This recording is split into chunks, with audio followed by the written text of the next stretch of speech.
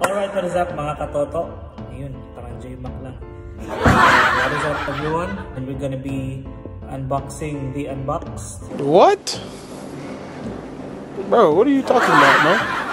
Nabuksan na natin to nung nakaraan, nung pagkabili natin. Wala nang intro guys, no? So this is the Freedcon KY Pro Bluetooth intercom. Kabukas. And we have here mga warranty card, ang dami.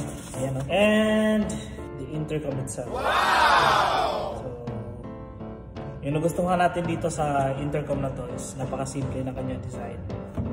Diba? So we have here, ayan. So next is stickers. 2 stickers from Freedcon. And meron din pala silang t-shirt na free. And yung manual natin kung paano gamitin. So nakasulat siya in Chinese and English. So next is yung kanyang accessories. We have 2 mounts. Yung isa is may adhesive, naka 3M adhesive. And yung isa is clip-on.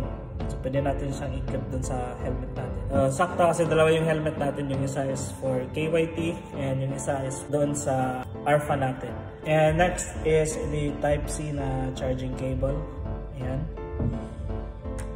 So we also have here the lapel mic na yung kanyang end is yung parang maliit na charger. So this is for the helmet na half face. Kasi hindi natin magagamit ito kasi naka full face tayo guys. And yung kanyang headset and microphone. Ayan. So pwede naman natin siyang palitan kung gusto natin maglapel.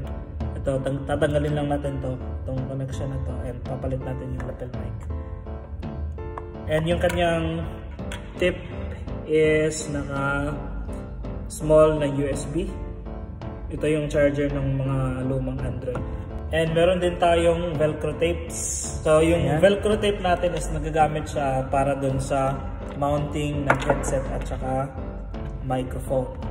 So ano ba yung velcro tape? Yung itsura niya is yung parang tinatawag natin na magic tape. Yung velcro tape nito is nagagamit din para dun sa mga helmet na hindi intercom ready.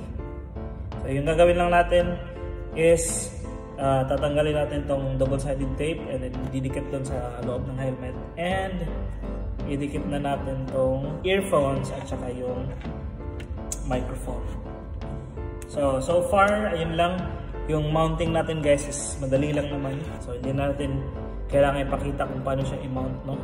Yan, i-try pala natin i-on tong ating unit. So this is the power button, yung nasa gilid.